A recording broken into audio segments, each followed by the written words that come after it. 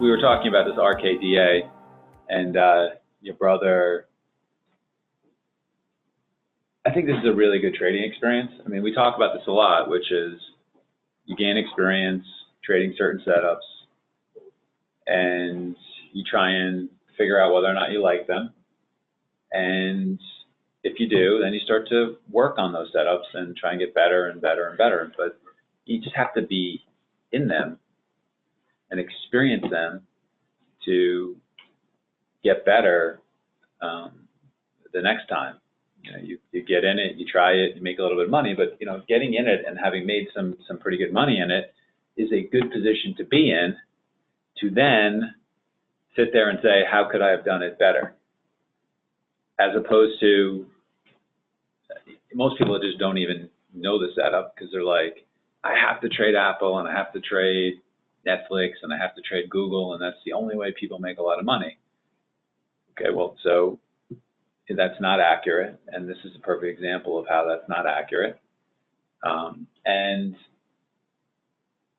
so he's trying it, and you know, he's found something that for whatever reason, you know, this is a low float where not only this is a low float, but this is a low float where a lot of the float seems to be locked up. So there's not a lot of people that will sell it. There's people that will short it, and they're getting run over. And I don't mean to make light of that. But this is just a trading instrument. And I think with this, the experience is let's sort of distance ourselves from in initial breakouts from what the stock ought to be worth, and focus on how it really trades. How do these opportunities really trade? You know, eventually, over time, it will get to the place where it ought to be, but it doesn't have to trade at the price that it will eventually get to over time, that it deserves to get to over time at the beginning. And so, you know, we talked about this the other day. I think it was 2 days ago. It really broke out, and then it pulled in. And I think we were saying 11 would be a good longer-term support level, right? And pulled in, and like it held at 11 for a while and formed a nice base for how many days is that?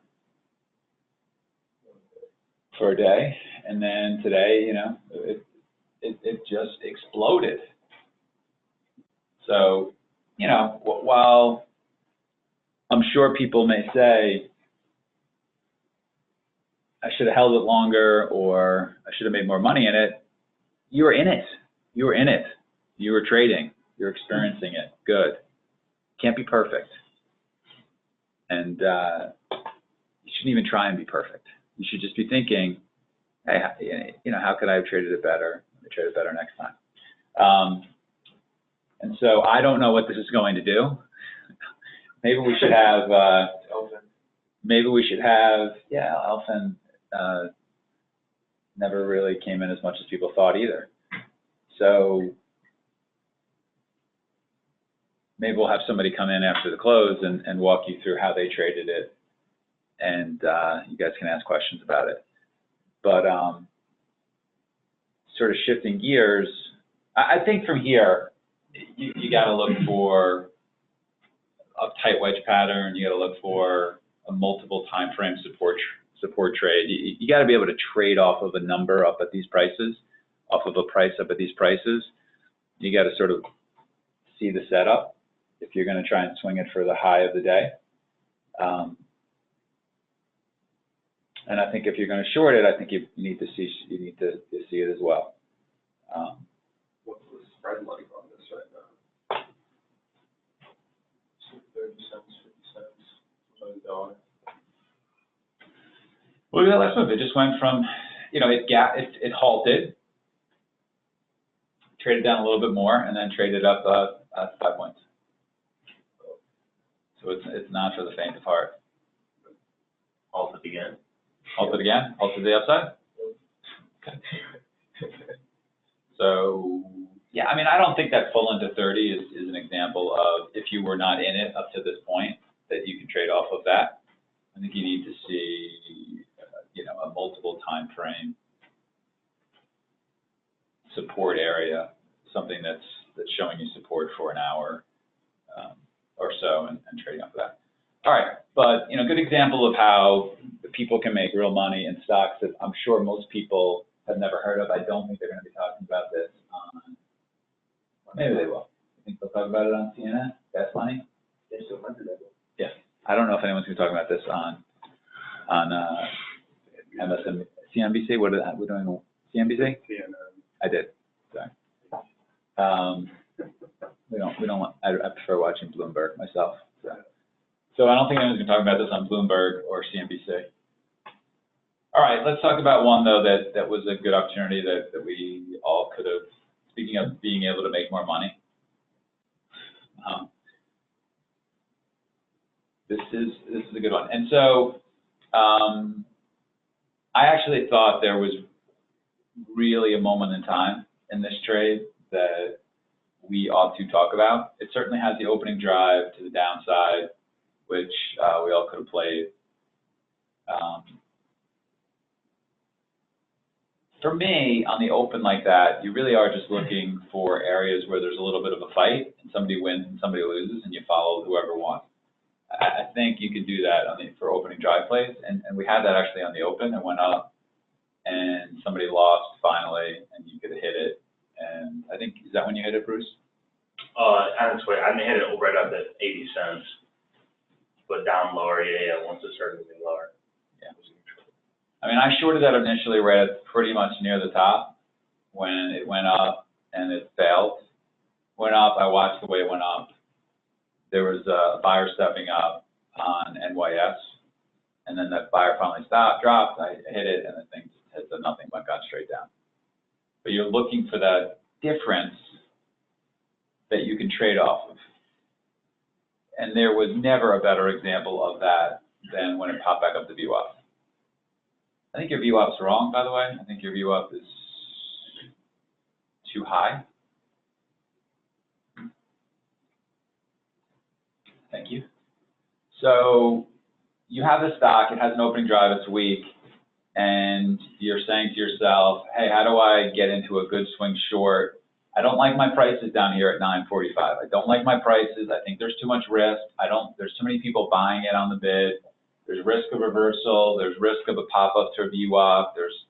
It's just, I can't swing it from down here. I've got a bad price. And so at 9.45, it goes back up towards VWAP. VWAP was, I think, 61 or 62 cents at the time, something like that. And then we were sort of saying, hey, do we think it can make a move through VWAP, leak through VWAP? And it did. It leaked through VWAP. VWAP is, in this case, you don't want to be a slave to VWAP. You want to use it as an area of potential resistance. But you really want, I mean, if you were watching the tape right there, you could see when that got up there that there was this really sneaky buyer up there at 41.52. I mean, at 41.52, it would not drop. They would pull the bid every once in a while, and you would think, oh, it's getting ready to go down, and then it wouldn't. They were buying it on the dark pools, and it wouldn't get below 52 cents. It was weird. And then, if you're watching closely, they went up and they did the same thing at 58 cents. And then if you're watching closely, the same thing at 62 cents. They were buying it heavy on the dark pools. And so you're looking at that and you're saying, there's somebody buying the stock, and this is something that I'm thinking about swinging it. And as a matter of price, it's at a price that I know based on my playbook that this can be a place where I can start to swing this to the downside again if it fails to hold VWAP, if it's going to fail here around VWAP. And it was a little bit above VWAP, but not by much, and that's good. You know, that's fine. And so, you know, we were sitting there and we were talking out loud, and the self-talk was a little bit like, am I wrong? Is this thing just going to reverse? Versus, no, this is what I wanted it to do when it was 9:45. When it was 9:45, I wanted it to go back up towards VWAP and to show me a battle.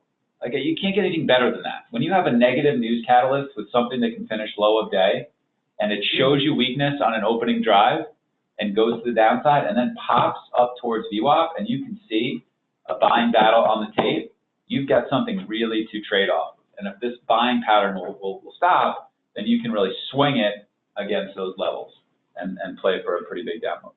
And so eventually you really could, remember, it was never really dropping. So it didn't drop 52 cents, it didn't drop 58 cents, it didn't drop 62 cents. And then it finally dropped 62 cents. And it dropped 58 cents, and it was towards that 52 cents and got below 52 cents. At any point, even when it dropped 62 cents, you could have hit it and sort of said, now there's something different. Now there's something different on the tape. And when it got below 58 cents, you could have said, now there's confirmation that there's something different. And when it got below 52 cents, you could be like, well, now there's really confirmation. Now, it did go down pretty quickly, but the drop below 62 cents, you could see. And the drop below 58 cents, you could see. When it got below 52 cents, it was kind of done and gone. But you have to pay special attention to how it's going up and who is keeping it up at these levels, and start to formulate how you can get into a swing trade. And we were having that self-talk on the desk about, let's see this guy fail. And I think it's another really good example of, if you were just trading off the tape, you would have been long up there at 62 cents. But if you were thinking about the entire picture of how to put together a trade, you would say, I can't be long up here at 62 cents because it's just near VWAP. SPACs do go back up to VWAP and fail and go low a day. It's got a negative news catalyst in it. It's too far away from the bottom. The guy shouldn't even be buying it up here. And I may be missing out on a pretty good short opportunity. And so you saw that, and you had an opportunity to really swing it. I forget where I covered it. I think I covered it at like 39.61 or something, or 62, where I just was like, just had it. Like I don't know how much more further this can go down. But that, we talk about that, about seeing a moment in time.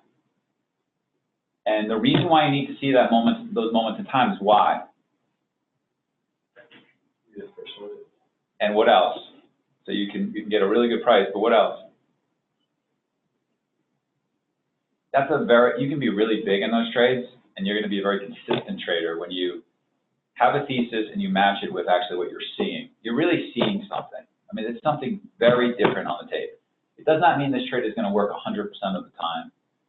It means that it's an excellent trade. It's an excellent risk-reward trade. And our job is to put on risk when we have a good risk-reward trade. That's all we can do.